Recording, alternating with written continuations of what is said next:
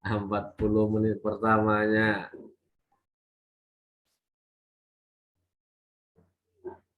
Ya, tunggulah masuk lagi yang lainnya.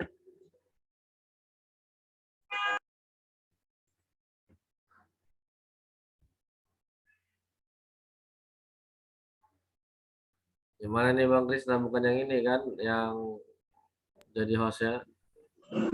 Bentar, Pak. Iya. Iya.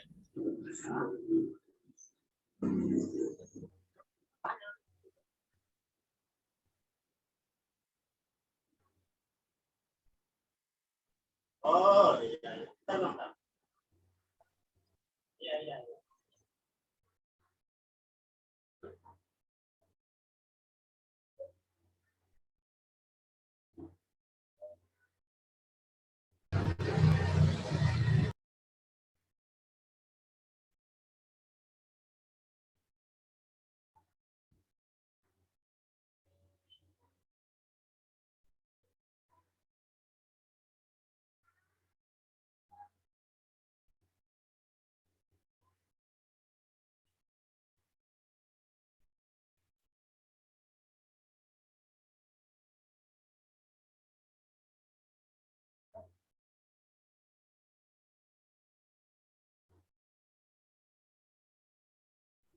Oke, saya jadikan host lagi. Silakan.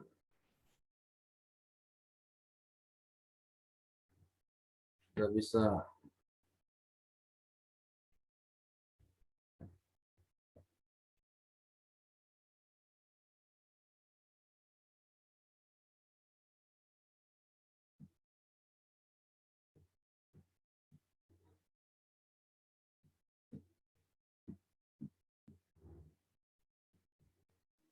Nah,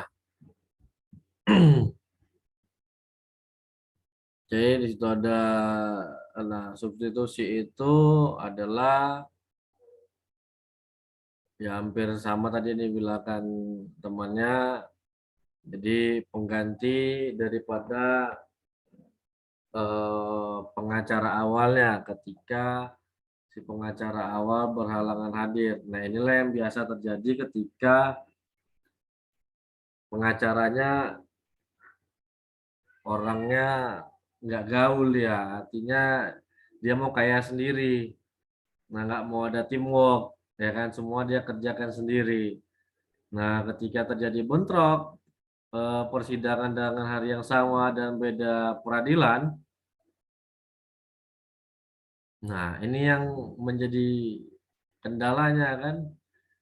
Ya, terpaksa dia meminta bantuan kepada temannya untuk menggantikannya hanya, nah, catatannya substitusi itu hanya per persidangan saja kan gitu. Nah, jadi hanya setiap persidangan. Jadi ketika nanti dia menggantikan lagi untuk sidang berikutnya, ya dia harus membuat surat kuasa substitusi lagi.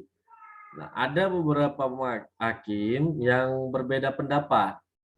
Nah, hakim mengatakan ya satu surat kuasa substitusi sudah bisa sampai dengan dia di akhir, sampai dengan akhir perkara gitu dia.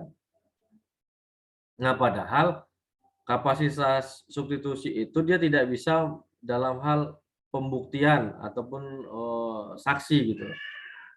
Nah, jadi harus kuasa awalnya yang hadir di dalam persidangan. Nah, jadi di situ yang menjadi terkadang beda pendapat mengenai boleh atau tidak surat kuasa substitusi itu dibuat satu surat kuasa untuk setiap persidangan. Nah, nantinya khususnya yang akan mewakili penggugat misalnya dalam perkara ini untuk menghadiri persidangan dalam agenda. Nah, harus dituliskan dia kalau kuasa substitusi tadi. Nah, dalam agenda apa? Agenda pembacaan gugatan misalnya. Agenda pembacaan jawaban, agenda pembacaan replik, duplik, dan sebagainya. Nah, harus jelas kapasitas dia, tugasnya hanya di mana. Nah, makanya seharusnya dia di setiap agenda persidangan, bukan secara global. Nah, kalau secara global ya pendapat beberapa hakim mengatakan berarti dia sudah sama dengan kuasa awal. Lebih baik kuasanya diganti. Ya kan, lebih baik kuasanya diganti dan dia dimasukkan ke dalam kuasa utama tadi gitu dia. Nah, si Saren ditambahnya dengan Suprianus misalnya. Nah, ketika mau sampai dengan akhir nantinya, ya kan. Nah, kemudian kekurangan di dalam surat kuasa yang saudara buat tidak tercantum mengenai apa namanya retensi. Nah, apa pula ini retensi? Ada yang bisa kasih pendapat?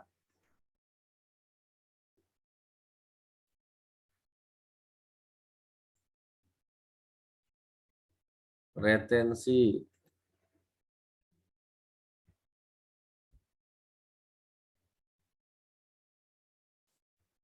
hak substitusi dan retensi.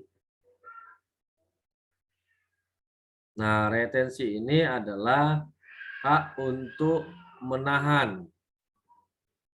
Menahan apa? Bukan orangnya, bukan kliennya yang ditahan. Itu menahan hak dokumen-dokumen asli dari si pemberi kuasa. Kenapa bisa ditahan atau disimpan oleh si penerima kuasa? Hal ini dikarenakan si pemberi kuasa wan prestasi. Ada hak dari penerima kuasa belum dia selesaikan. Nah, saya juga ada mengalaminya kan gitu karena membantu kawan ya kan sampai sekarang juga honor belum dikasih. Akhirnya apa? Dokumen aslinya masih saya simpan di kantor kan gitu. Nah, ketika dia mau ngambil ya silakan bayar dulu saya bilang. Nah, bisa dituntut hukum nggak kita? Tidak. Ketika sudah ada pencantuman retensi. Nah, tapi ketika sudah dibayar semua hak kita, kita tidak mengembalikannya, baru namanya penggelapan, ya kan? Dan gitu dia. Tetapi sepanjang belum dilunasi, harus masih ada haknya untuk menyimpan dokumen-dokumen dari si pemiliknya. Nah, seperti itu dia. Oke, kita lihat gugatannya, silakan naik. Hari ini kita bahas sampai gugatan aja dulu. Oke, stop dulu. Oh, baik, ada dia medannya. Nah, yang penting jangan sampai di luar pula gugatan daripada tanggal surat kuasanya, ya kan? Nah, ini udah benar berdasarkan surat kuasa. Nah, identitas si penggugat itu wajib dimasukkan. Nah, ini salah. Yang dimasukkan itu identitas si penggugat, bukan si pengacaranya. Dua-dua dimasukkan. Nah, jadi dia yang bertanda tangan di bawah ini boleh nama si kuasanya dulu. Berdasarkan surat kuasa khusus nomornya tanggal sekian, bertindak untuk dan atas nama, ya kan? Nah, bertindak untuk dan atas nama siapa tadi nama pemberi kuasanya? Nah, dimasukkan,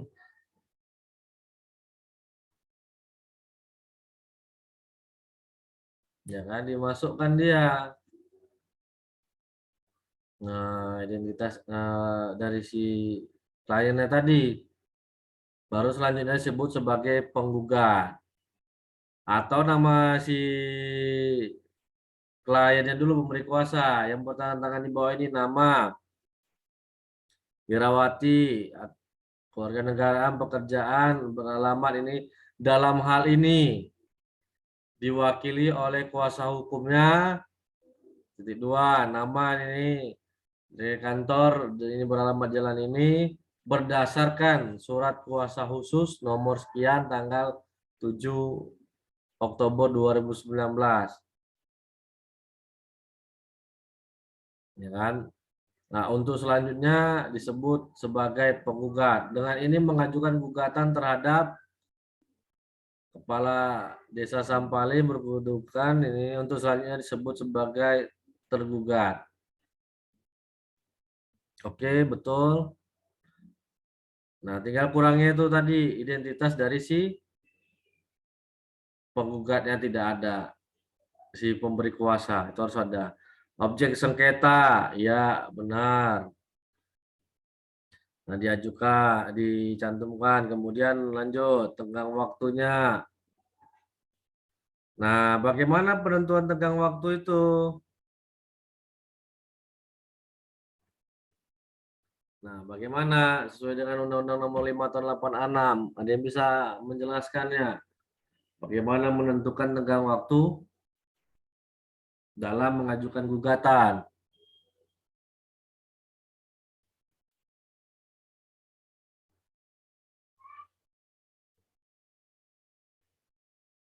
Hmm?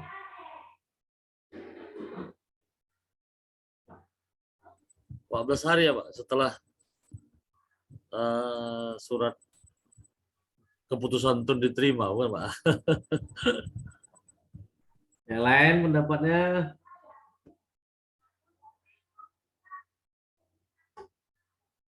Masa dari tadi pasarin aja, yang lain mana ini suaranya? Aduh, ini mahasiswa hukum ya kan, bukan mahasiswa matematika.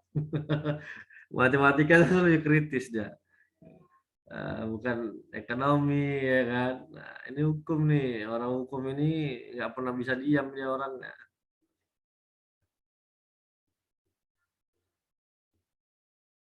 Ayo, nah di dalam ini bisa nantinya dimasukkan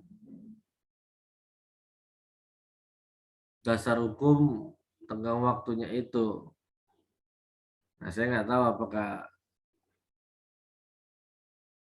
dimasukkan apa tidak. Nah, ini berarti kalau saya lihat dari tenggang waktu yang dibuat ada upaya administratif dulu yang dilakukan ini. Nah, karena dia ASN, ya kan? Nah, kalau dia ASN maka harus diselesaikan dulu melalui upaya administratif, mengajukan keberatan maupun mengajukan banding administratif. Kan gitu dia. Kalau dia banding administratif sama dengan banding di Pengadilan Tata Usaha Negara. Nah, jadi tidak ada lagi tingkatan untuk di tingkat pertamanya. Telah sesuai diatur penjelasan ini administrasi pemerintahan. Oke, lanjut bawahnya.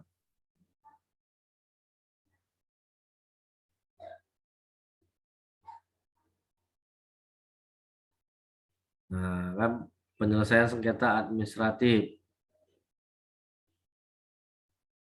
Nah, ini kan ada nih tanggal bunyi ketentuan pasal 5. Tenggang waktu pengajuan gugatan di pengadilan dihitung 90 hari sejak upaya keputusan administratif diterima oleh warga masyarakat atau diumumkan oleh badan atau pejabat administratif. Pemerintahan yang menangani penyelesaian upaya administratif. Nah, 90 hari sejak keputusan tersebut diterima maupun di apa? Ditengok-tengok. Itu Diumumkan kan Pak, diumumkan. Dibacakan atau diumumkan ya Pak ya. Nah, sejak keputusan itu diterima ya kan oleh yang bersangkutan atau diumumkan. Kayak gitu. Oh, ada yang bersamaan ini ya masuknya di litigasi hukum pidana. Nggak apa-apa yang mau ada masuk Iya, litigasi Pak. pidana, silakan monggo, nggak apa-apa. Nah, sedikit lagi kita selesaikan. Nah, jadi itu dia kuncinya. Nah, ini sudah pas untuk mengenai tenggang waktunya. Ya kan?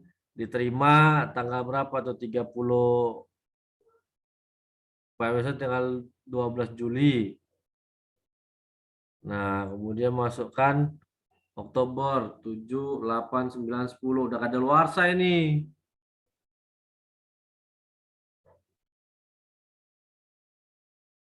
Nah, kapan keputusan upaya administratifnya ini? Tanggal berapa? 20 September. Nah, ini harus diperhatikan tanggal ya. September. Nyatakan tidak ada penggantian. Kalau ternyata membuat tidak ada sehingga membuat di September ya. September bukan Juli. Ini September 2019 keluar. Oke, masih ada waktu berarti 1 bulan masih kan gitu dia. Ya. Nah, kemudian 3, kepentingan penggugat yang dirugikan. Coba lihat. Oke. Terus lanjut. Nah,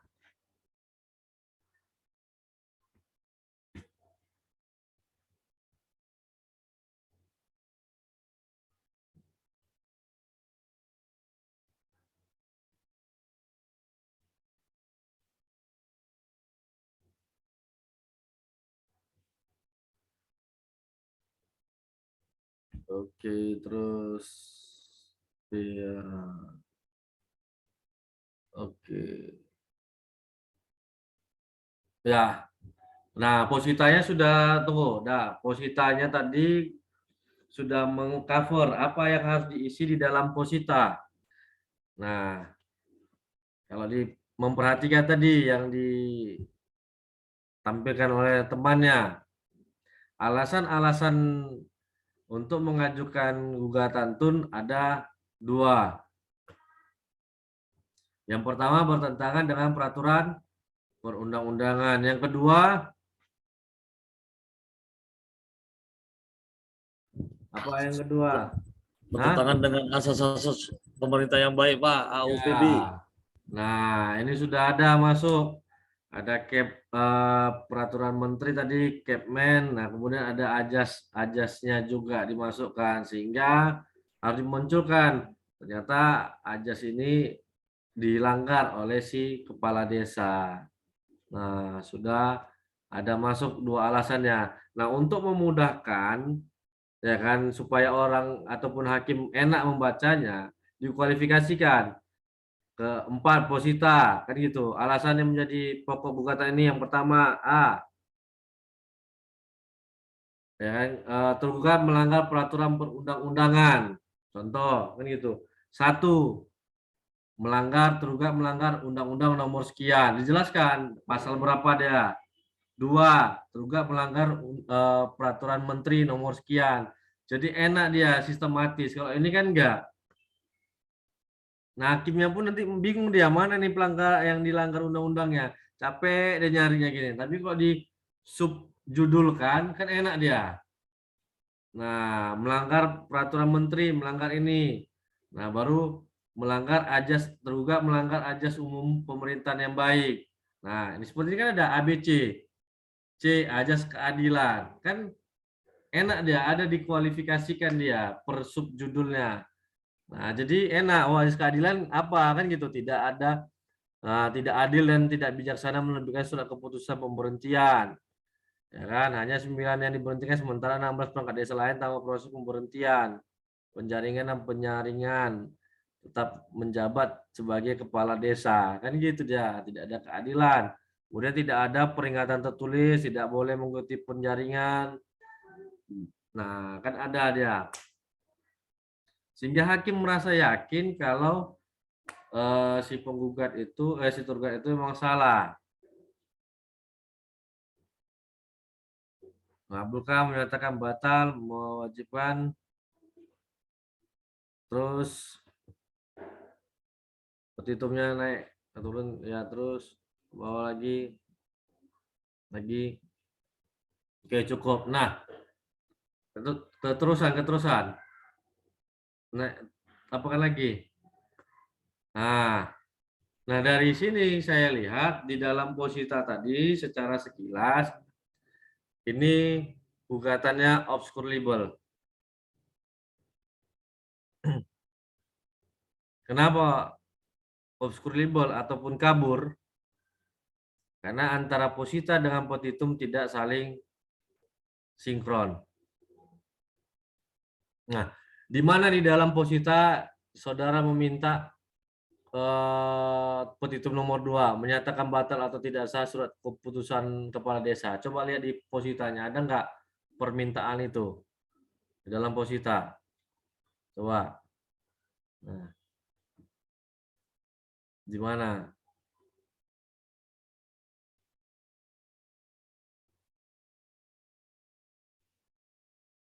Nah, nggak ada. Ini hanya berdasarkan peraturan-peraturannya. Nah,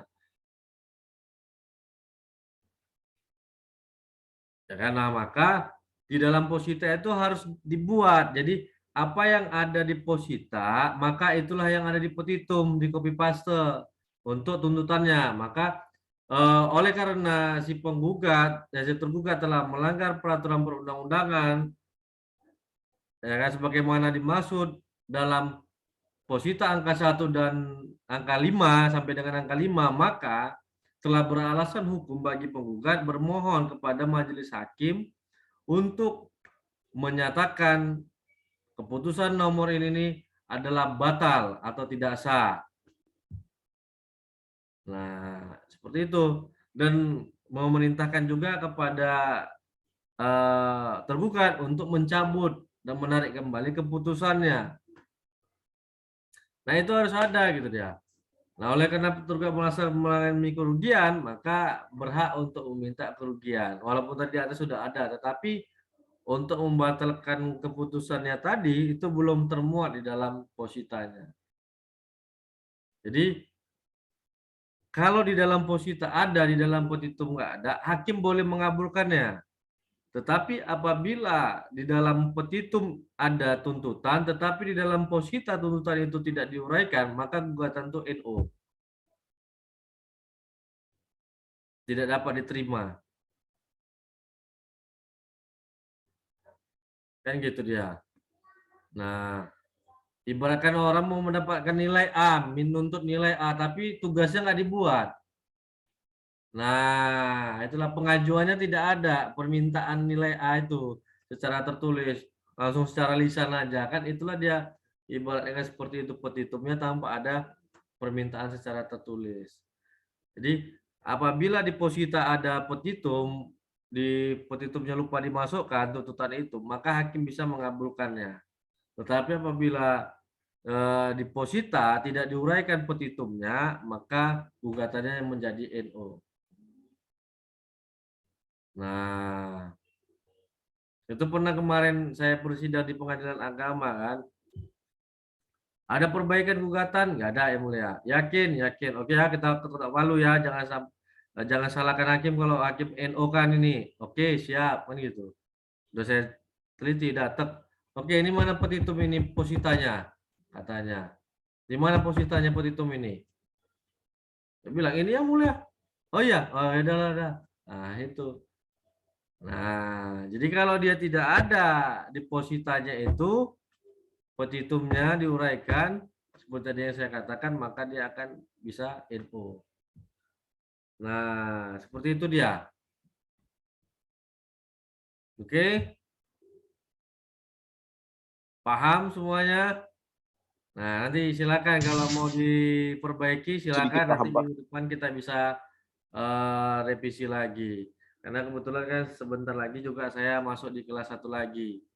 Nah, Jadi kita mohon undur diri dalam mata kuliah ini kan gitu. Kalau ada yang mau dibahas bisa melalui nantinya learning atau nanti di minggu depan pertanyaannya disiapkan dulu kan gitu dia. Nah, biar kita bahas minggu depan. Oke,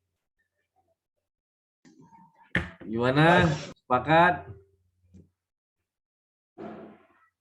Karena saya mau Islam dulu, isi lambung. Nah, udah agak apa dia kan? Karena nanti ini sampai jam 10 kan, setengah 10. Jadi mau apa dulu sebentar kan gitu Islam, isi lambung. Itu dia. Nah, supaya jangan naik lagi berat badan kalau kemalaman lagi makan ya kan. Itu dia. Nah, naik gula ya Pak ya. Hah? Nanti naik gula ya. Berat badan naik, naik gula jadi ya Pak ya. Nah, bukan gitu, naik juga pengeluaran kan gitu dia. Ya kan, terpaksa cari baju yang agak besar, lebih mahal ya Pak harganya soalnya. Semakin Triple XL Pak ya. semakin mahal Triple XL harganya. berarti ya Pak ya. Hah? Iya, itu dia. Oke, Tapi Pak baik. kira-kira berkas ini kan udah agak apa Pak ya. Cuma paling ada Ya, makanya revisi-revisi. itu tadi, inilah untuk perbaikannya supaya nanti pada saat kemahiran hukum sudah bisa direvisi dari sekarang. Iya, iya. Kan Nah, dari objek tonnya udah dapat bisa lah Pak ya. sudah bisa objeknya, untuk dasar Iya. hukumnya juga sudah banyak. Nah, tinggal tadi saya bilang coba buat sub judulnya tadi, depositanya dan dimasukkan tuntutannya. Nah, nanti jawaban akan kita bahas minggu depan sekalian replik dan dupliknya.